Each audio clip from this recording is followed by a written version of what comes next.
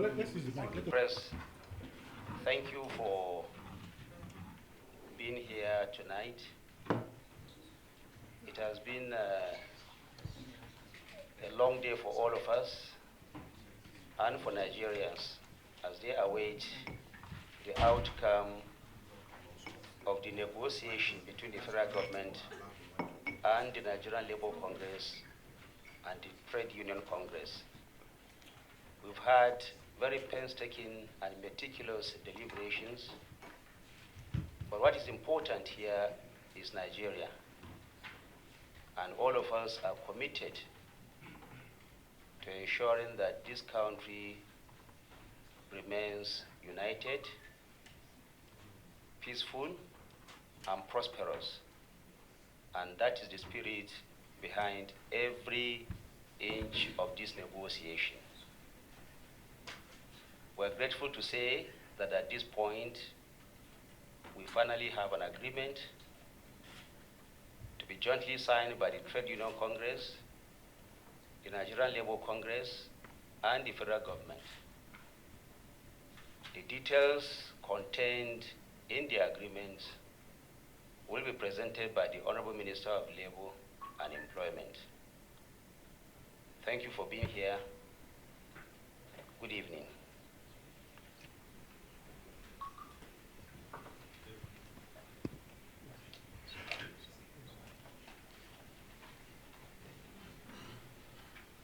Okay, thank you very much. The Honorable Minister Finance, the Honorable Minister Humanitarian Affairs, the Honorable Minister Information and Communication, the Minister of State, Labor and Employment, the President Nigerian Labour Congress, the President of TUC, our able members of the Union, leaders of the Nigerian Labour Congress and the TUC, gentlemen of the press, ladies and gentlemen. Let me thank God for this great opportunity. It has been a very long process. We started from the Ministry of Labour and Employment down to today. And by the grace of God, like the Minister of Information mentioned, we resolve. And all of us resolve with a smiling face. I will say with a smiling face, not with any trouble in the interests of this country.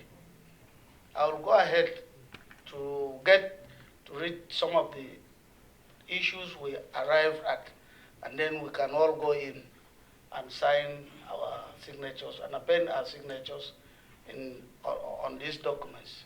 So first of all, I must thank you too for being patient. We thank Nigerians also for being patient within this period.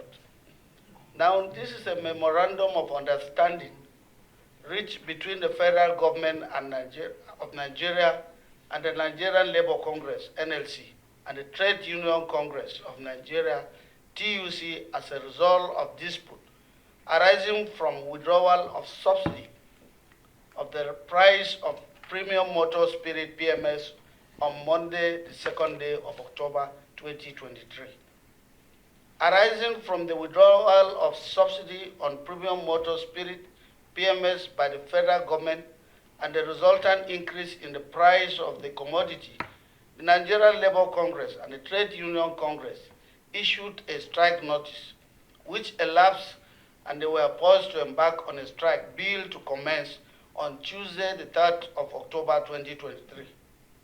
Consequently, a meeting was called by the federal government to avert the strike, and after much discussion, the following agreements were reached. 1. The federal government grants a wage award of 35,000 naira only to all federal government workers, beginning from the month of September, pending when a new minimum wage is expected to have been signed into law. 2. A minimum wage committee shall be inaugurated within 1 month from the date of this agreement. 3. Federal government suspends collection of value-added tax VAT on diesel for 6 months beginning from October 2023. 4. Federal government accepts to vote 100 billion for the provision of high-capacity buses for mass transit in Nigeria, that is CNG. Provisions are also being made for initial 54,000 CNG conversion kits to kickstart an auto gas conversion program. Whilst work is ongoing on the start of the state-of-the-art CNG station nationwide, the rollout aims to commence by November with pilots across 10 campuses nationwide. 5. The federal government plans to implement various tax incentive measures for private sector and the general public. 6. On the leadership crisis rocking the NURTW and the purported proscription of Retian, RTEN, the federal government commits to handling labor matters in line with relevant ILO conventions and Nigerian Labor Acts. A resolution of the ongoing impasse is expected by or before October 13. 7. The issue of outstanding salaries and wages of tertiary education workers in federal-owned educational institutions is being referred to Ministry of Labor and Employment for further engagement. 8. The federal government commits to pay $25,000 per month for 3 months, starting from October 2023, to 15 million households, including vulnerable pensioners. 9. The federal government will increase its initiative on subsidized distribution of fertilizers to farmers across the country. 10. The federal government should urge state government through the National Economic Council and Governors Forum to implement wage award to their workers. Similar consideration should also be given to local governments and the private sector workers. 11. The federal government commits to the provisions of funds as announced by President on the 1st of August broadcast to the nation for micro and small-scale enterprises. The MSME's beneficiaries should commit to the principle of decent jobs. 12. A joint visitation will be made to the refineries to ascertain their rehabilitation status. 13. All parties commit to henceforth abide by the dictates of social dialogue in all our future engagements. 14. The NLC and the TUC accept to suspend for 30 days the planned indefinite nationwide strike scheduled to begin Tuesday, the 3rd of October 2023. And 15. This memorandum shall be filed with the relevant court of competent jurisdiction within 1 week as consent judgment by the federal government. And now the signatories. Then here, the TUC president is here. The Minister for Labor and Employment. I am the chief conciliator, supported by the Minister for State, Labor and Employment. On the side of the federal government too, you can also see the Minister for Information and Communication is here. The Minister for Finance is here. Minister for Humanitarian Affairs is here. And on this side, you can see the Secretary of the Labour Congress is also here. The Secretary of the TUC is here.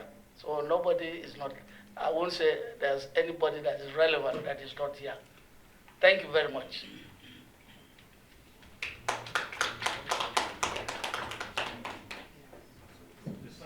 The signing, okay.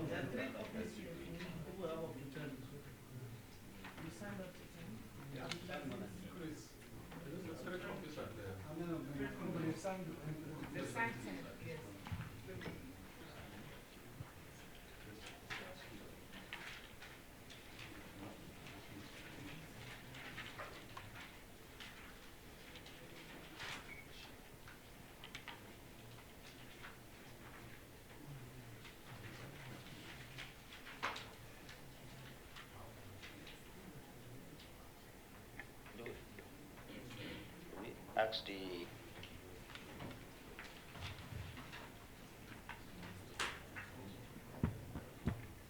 Minister has read the agreement, so what else am I supposed to say? There are questions for me to respond to.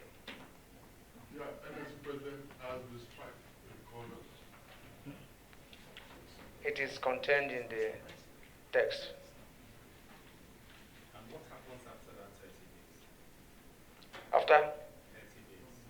After 30 days, if these issues are not implemented, we'll revisit all the issues. All the issues to be implemented in 30 days? No, the ones that have that timeline. Because if they are not implemented within that period, it shows bad faith. And this is for federal government workers, especially staff. What happens to the workers at state level? The workers at the state level will have organs in those places that use this as a benchmark to go towards the implementation.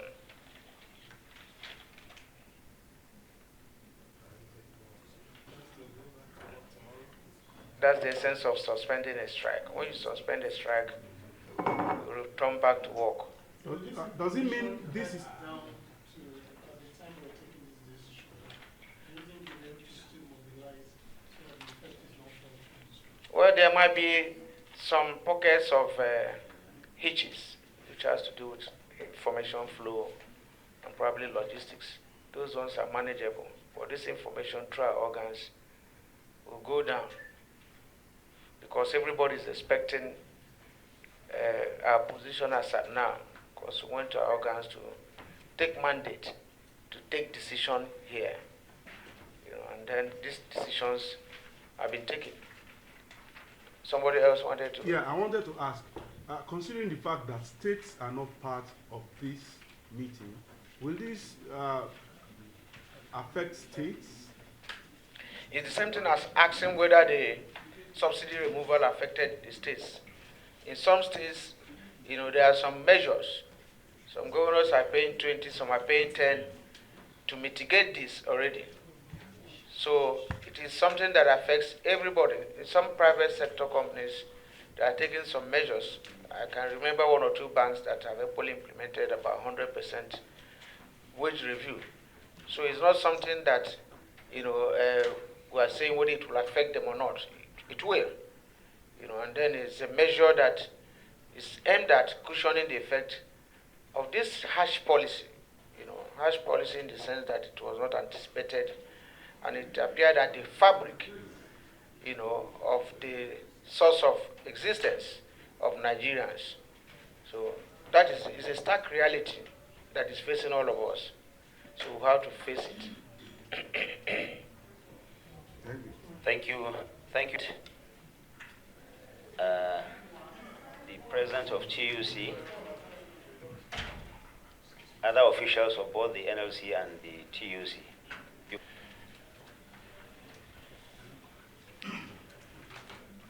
All protocol observed. Gentlemen of the press, good evening to every one of us. So as contained in the signed communique, which I believe you will have a copy any moment from now, and as attested to as well by the president of NLC, we have a signed agreement, and we have signed this agreement with the belief that government will act in utmost good faith. We signed this agreement with the belief that every single item in this agreement are implementable. Every single item in this agreement, we are extremely serious about them, and we wish to also reiterate that we are expecting 100% implementation and not a 99% in any way. So we believe that when this is implemented, and also when it's cascaded down, because there's a portion in the agreement that talks about what will be done, or rather the encouragement that should be given to people working in the private sector and also to people that are working in the state as well as local government. So we believe that when this is cascaded down, it will alleviate the pains that Nigerians are facing at the moment. Thank you so much. We appreciate it. As you can hear, the strike has now officially been suspended based on this agreement, and the federal government is committing itself to ensuring that all the aspects of this agreement will be implemented.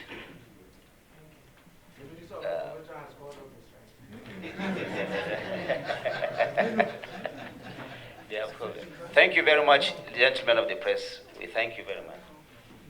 Thank you. Solidarity forever.